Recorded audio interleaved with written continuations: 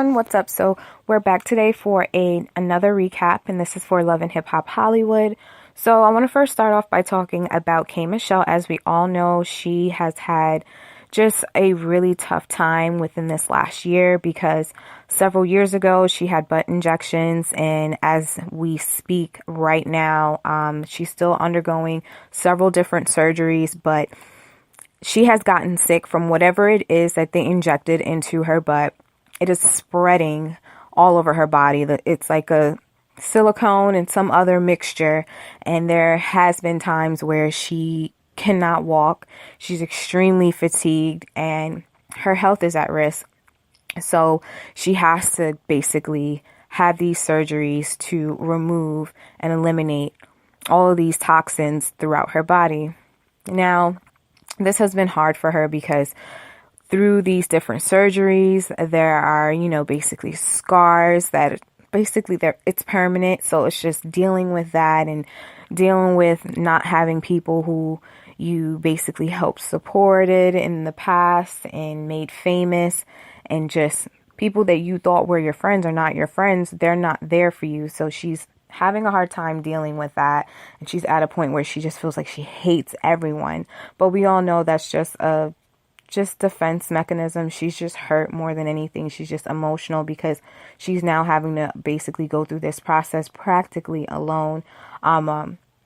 Basically right now, shockingly, moneice has been there by her side. She has been helping her. She has been talking to her, and I kind of like their relationship together. I do see that there seems to be some type of genuineness between them, and they're both erratic in their behavior, but they seem to have like a common ground. So moneice has been there. She has went to a few doctor's appointments with her, and I think that K. Michelle really likes that.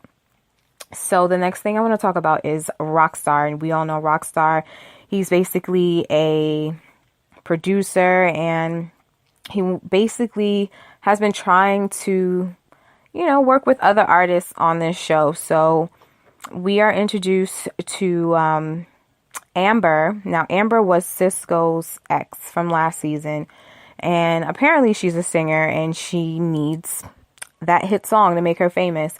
So she goes to Rockstar. She's impressed by, his work, and he has worked with a lot of people in the industry. I honestly didn't know who he was until I just basically did a little bit of research, but honestly I never really heard of him or about him until I seen him on the show. And so he seems honestly really just interested in just the money, and just he has ulterior motives. He doesn't really genuinely seems like he wants to help her with her music, other than how much can I get or can I sleep with you? Because the whole entire time he's looking her up and down, and he's just like, he just seems like he's not really about the business in that sense. So her mom comes into the meeting, and she's basically her manager, and she's the one that holds the bag. And so she was just like about the business right then and there. And she's just like, well, how much is this going to cost? Like, what can you do for my daughter? And he was just basically saying, look, I can get her a hit record. She's going to be famous. Just trust in me. So they were talking about money. He was saying it was about like $40,000 for a song, and for an entire EP, about $100,000. So she already had some money secured in her bag, and she just stacked it up, and she was just like, I'll give you some of this now, and then once the final product is done, then you can get the rest of your money later. But he shifts and he starts looking at her like, damn, like she's really cute. Like, because honestly, they look like sisters and they're both beautiful, but once again, just that whole scene, I was just like, he is not really wanting to help Amber with her music. He wants to sleep with either Amber or her mom. It's just one of the two. So the next thing I want to talk about is A1. He's on the set of his music video, and honestly, like, as much music as he's trying to push to the public, I have not seen any of these videos or any of his songs. I know he has a lot of like produced songs for other artists out on like the Billboard chart, but I haven't heard anything specifically from him. But I digress. Moving forward, so Marcus comes and they're just talking, and he's basically like, I really have been thinking about everything, and like Lyrica has been trying to talk to me for so long since the last time we've had that huge blowout, and I think I'm gonna just try to reach back to her and just talk to her so I can see what's going on.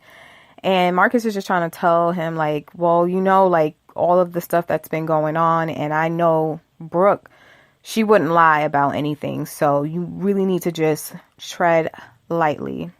But, that's his wife. So he's just like, I'm going to go talk to her and I'll take it from there. Now, Marcus, on the other hand, he's just like, look, that girl that I was messing around with, she's not pregnant. So I'm happy about that.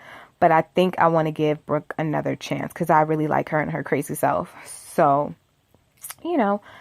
they talk, and from there, we move on to Lyrica finally sitting down with A1. And she just really sincerely tells him, look, I am sorry about everything that's been going on. Like, we both said things to each other that we should have never said because they were hurtful.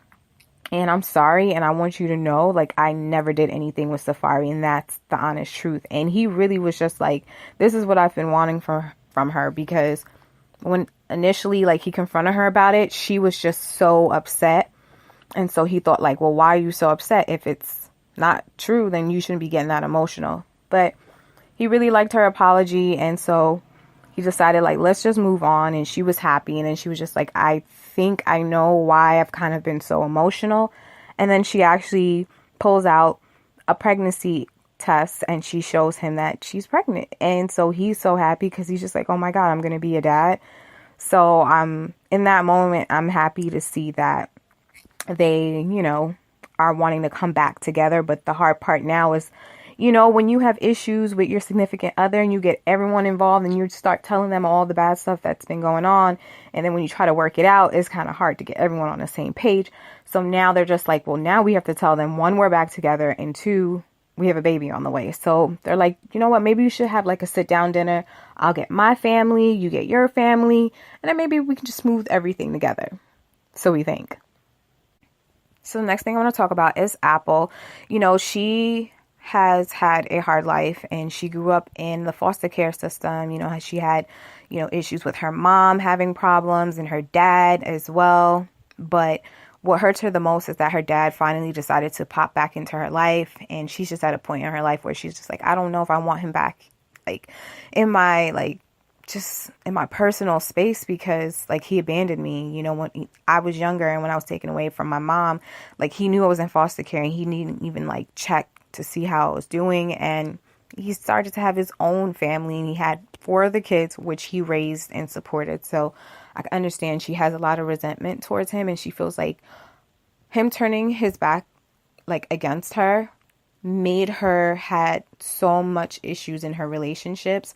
So it's so hard. But within this episode, she meets up with her dad, and her dad seems to really want to work it out. He wants to move forward. He wants to forget about the past. But through their conversation, he's just like, oh, well, I didn't know you were in foster care. And she's just like, yeah, you didn't know because you didn't actually go and see where I was or what was happening in my life. You didn't care. You turned your back on me, and you had your own family, and you were there for them.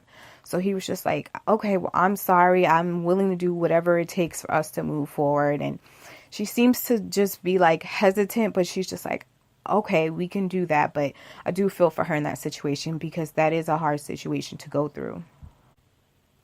So the next scene is basically Brooke and Bridgette. They meet up at a dress store, and they're kind of discreet about it. But Brooke is just like, Bridgette, did you do what I asked you to do? And, so basically she's running around. She's doing all these things for her. And they're planning for that romantic getaway that Brooke has for Marcus. And she was basically asking Bridgette, well, did you speak to his mom? And so it honestly seems like she's going to propose to him. I don't know, but I don't know. I just didn't think that Brooke would be doing the most this season, and it's kind of making her look crazy. But I don't know if this is all storyline or if she's legit, in the sense of really wanting to get this man to marry her, because she denied, his, well, I don't know. I wouldn't say propose on me. He had a ring for her last season, but he didn't give it to her. He didn't actually propose, but he said he would have. So I don't know why she's so hung up on that, thinking well, technically we're engaged. So I don't know, but we shall see. So the next scene, we have Paris, Bridgette, and Brooke all hanging out together, getting their hair done. And basically, Paris is still harping on the fact that Tiearra's boyfriend, Eckbar, is actually a married man and that Tiearra doesn't know, and that she needs to get more information so that she could present this to Tiearra. So when she's telling the girls this, Brooke is like, oh, I know exactly who he is. Like, he tried to talk to me. He tried to talk to two of my other friends. And in fact, I seen him with somebody, and clearly that was his girlfriend. And so at that point, Paris was just like, she took a picture from Instagram of Eckbar's wife, the one that she met up with like the week prior, and she was like, who, her? And Brooke was like, no, not her, because she's a total different color, like she's light skinned. Like, so she was just like, wait, so he has a wife, a girlfriend. Oh wait, hold on, we need to talk to this girlfriend because Tiearra really needs to know what's up. So she was just saying she has a gym, like, why don't you just go to the gym? So Paris decides to go to the gym. Once again, she goes like undercover in a sense of just acting like she's, there for a workout. And then she has Nikki come there as well. But she's just basically trying to get information like, how do you know Eckbar and so forth? And she was like, well, that's my man.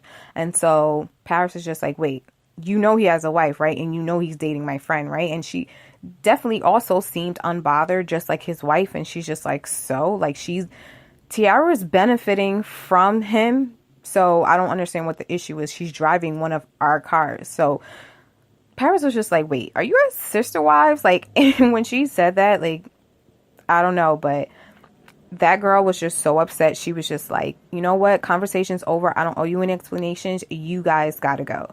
So they left, but at this point, we already know Tiearra has to be basically caught up with everything that's going on. It's either she really does not know, or she's just part of knowing her role, that she's one of many.